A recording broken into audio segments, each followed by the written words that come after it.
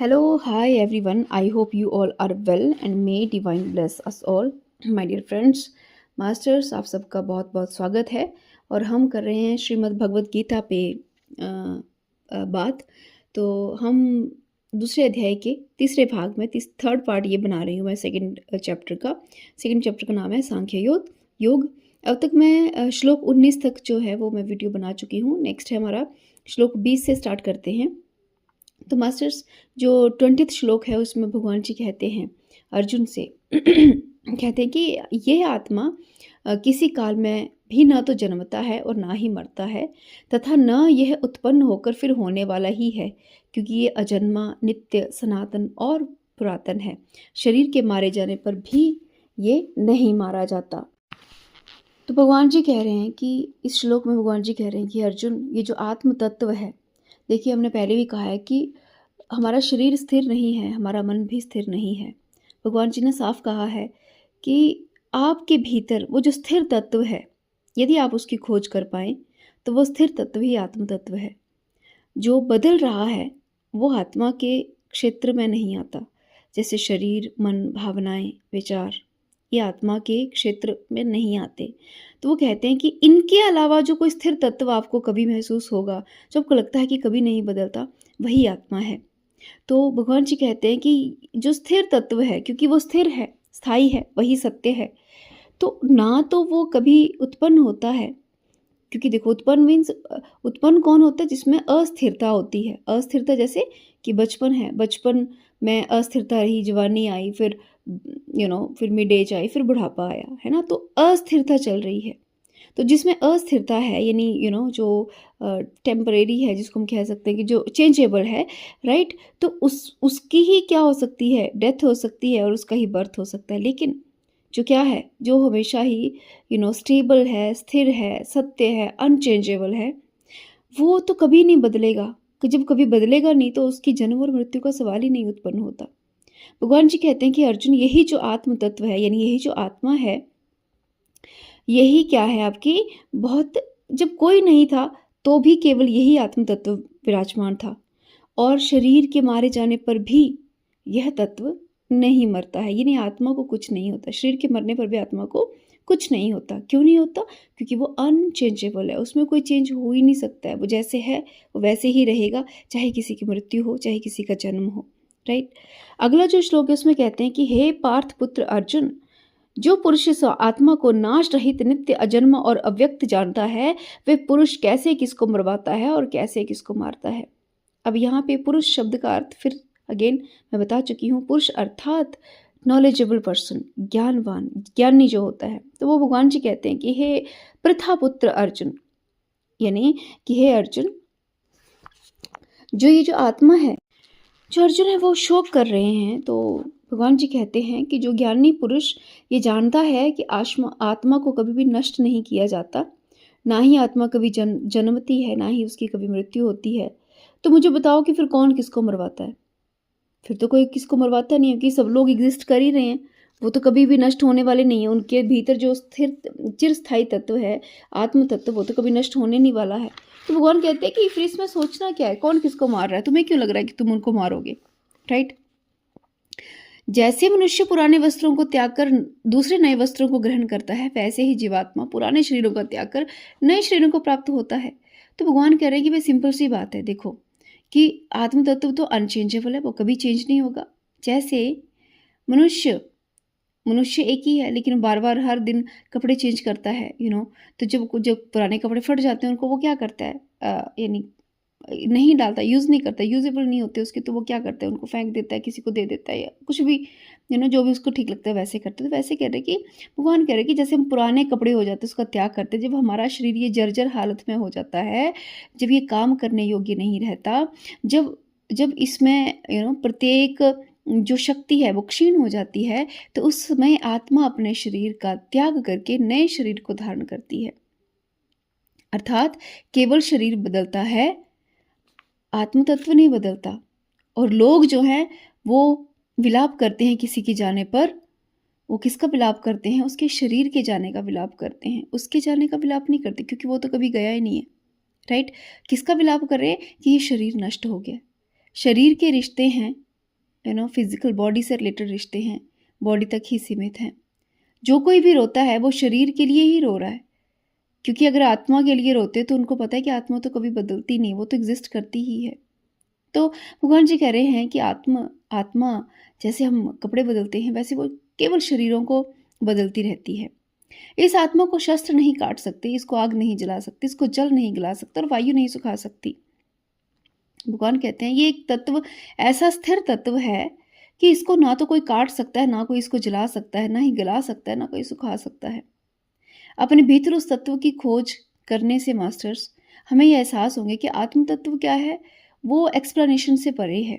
भगवान सिर्फ उसके फीचर बता रहे हैं कि देखो वो स्थिर होगा, उसको ना कोई काट सकता है, ना उसको मार सकता है, ना उसको जला सकता है, ना ही कभी वो चेंज होता है। राइट।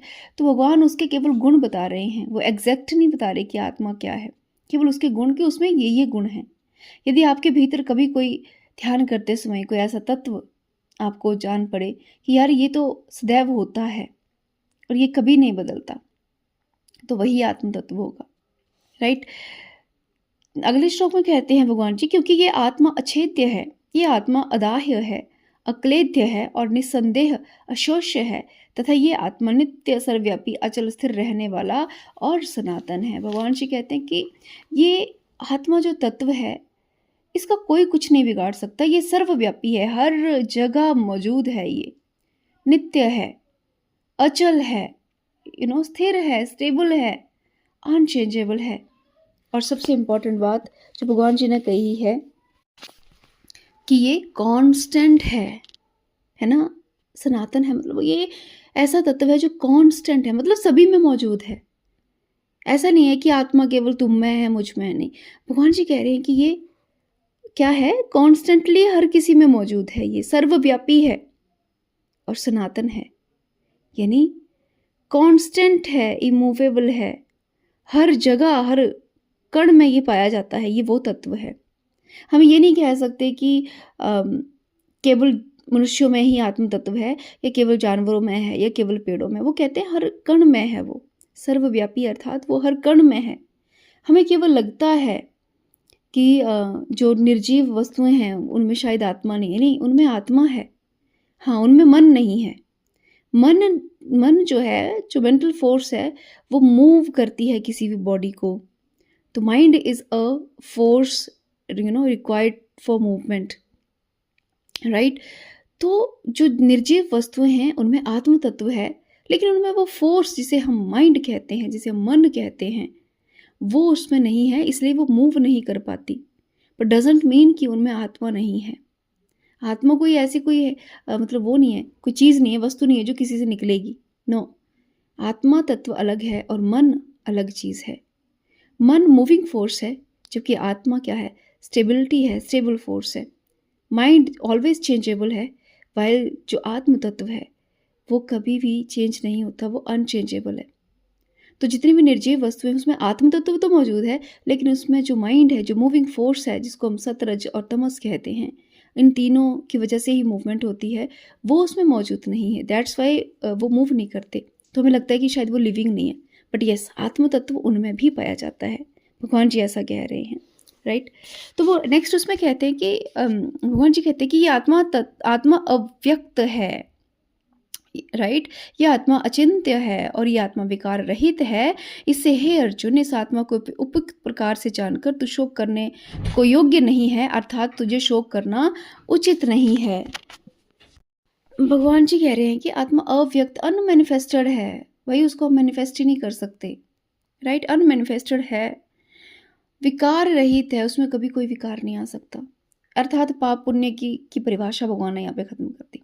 क्यों आपको लगता है कि आत्मा, उसकी आत्मा पापी है, उसकी आत्मा पुण्य आत्मा है? नहीं, भगवान कहते हैं कि उसमें कोई विकार उत्पन्न नहीं। जो पाप और पुण्य जैसी जो डुअलिटी है वो विकारों से उत्पन्न होती है, तो आत्मा में डुअलिटी नहीं है, कोई विकार नहीं है उसमें।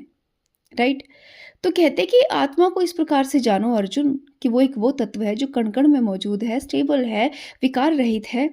तो इसलिए कहते हैं कि तुम्हें शोक नहीं करना चाहिए, कि तुम्हें उन किसी की भी मृत्यु में शोक नहीं करना चाहिए, और तुम ये मत जानो कि तुम मारने वाले हो। राइट। वो अर्जुन जी को समझा रहे हैं कि आपको ये शोभा नहीं देता।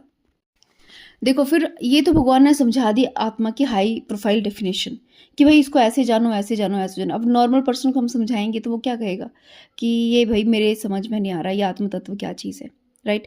तो भगवान जी देखो एक सेकंड इसमें बड़ी अच्छी बात कहते हैं इस अगले श्लोक में, किंतु यदि तू इस आत्मा को सदा जन्मने वाला और सदा मरने वाला मानता हो, तो हे महाबाहो तू इस प्रकार शोक करने योग्य नहीं है।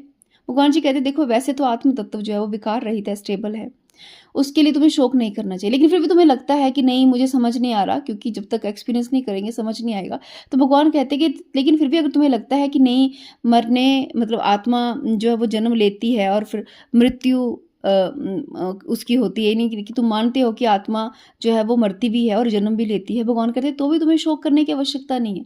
जैसे कि हम सब लोग मानते हैं कि भाई आत्मा जन्म लेती है और मरती है। भगवान कहते हैं इसमें भी शोक की आवश्यकता नहीं है। क्यों नहीं है?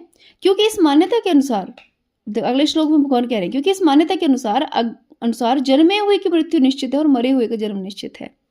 इससे भी इस बिना उपाय वाले विषय में तू शोक करने योग्य नहीं। भगवान कहते हैं यदि तुम मानते भी हो कि भाई जन्म होता है, किसी का जन्म हो गया, उसकी आत्मा यहाँ से चलेगी, तो भगवान कहते हैं कि तुम्हें शोक इसलिए नहीं करना चाहिए क्योंकि ये तो श्योर है कि जिसका जन्म हुआ है उसकी मृत्यु होगी। फिर क्यों रोना? जब पता है कि मृत्यु होनी है तो क्यों रोना फिर? वो तो वो भी एक मतलब सत्य है कि जो आया है वो जाएगा और जो गया है वो डेफ़िनेटली किसी न किसी शरीर में अवश्य वापस आएगा। तो भगवान कहते हैं इस विषय में तो शोक है ही नहीं। यदि तुम आत्मा को स्टेबल मानते हो तो भी शोक नहीं करना चाहिए, और यदि तुम आत्मा को मानते हो कि वो जन्मती है और मृत्यु को प्राप्त होती है, तो भगवान कहते हैं तुम्हें तब भी दुःख नहीं करना चाहिए, शोक नहीं करना चाहिए। क्यों नहीं करना चाहिए? क्योंकि जब जन्म लिया है तो मृत्यु आएगी ही, निश्चित आएगी, और जिसकी मृत्यु हुई है उसका जन्म भी निश्चित होगा। जन्म माने उसको नया शरीर अवश्य मिलेगा।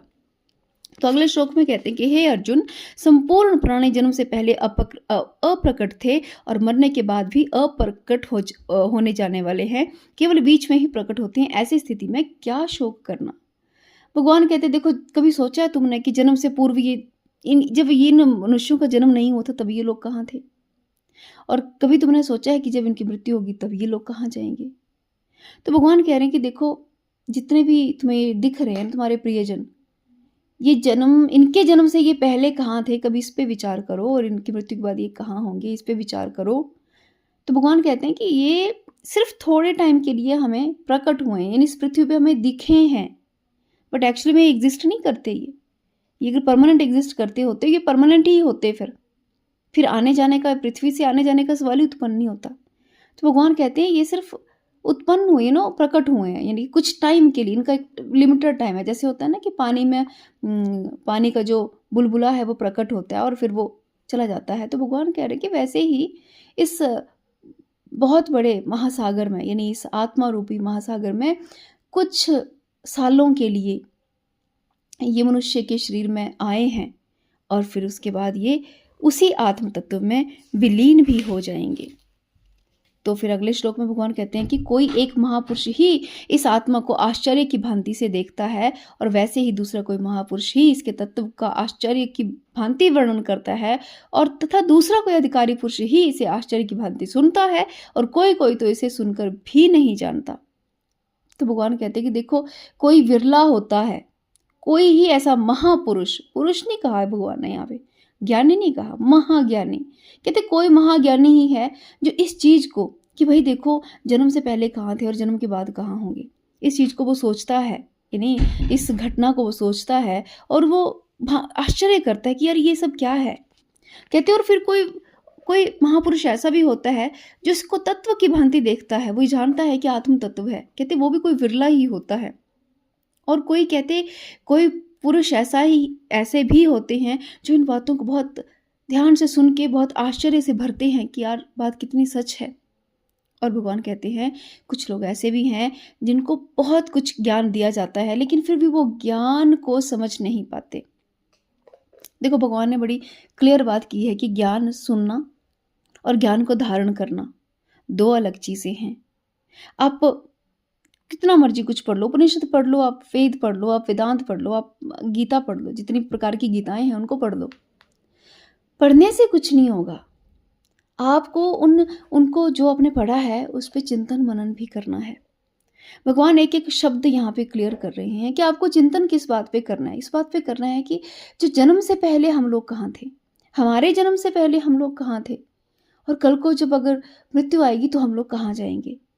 आश्चर्य से भरकर यदि इस बात पे हम चिंतन करेंगे तो हम किसी न किसी निष्कर्ष पे अवश्य पहुंचेंगे।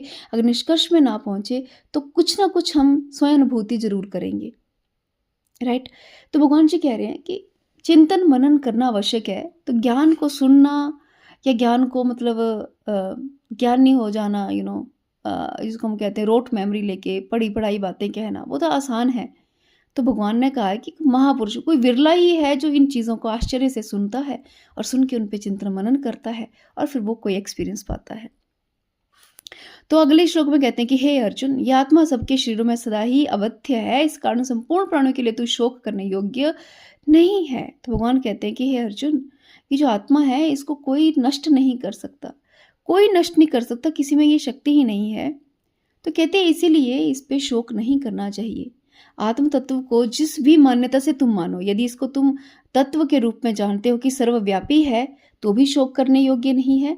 और यदि आप तुम मानते हो कि जन्म और मृत्यु होती है तो भी शोक करने योग्य नहीं है, क्योंकि मृत्यु के पश्चात नया जन्म निश्चित है, राइट। तो भगवान दोनों तरीकों से अर्जुन को क्या कर रहे हैं, समझा रहे हैं कि देखो भाई, तुम्हें दोनों ही तरीके, तुम जो भी मान्यता मानो, जैसे हम लोग भी ना मान्यता तो एक ही मानेंगे कि भाई जन्म होता है या नहीं होता। एक तो ये मानेंगे, या फिर कोई होंगे जो विरले होंगे जो आत्म तत्व के तत्व ज्ञान को समझेंगे, राइट।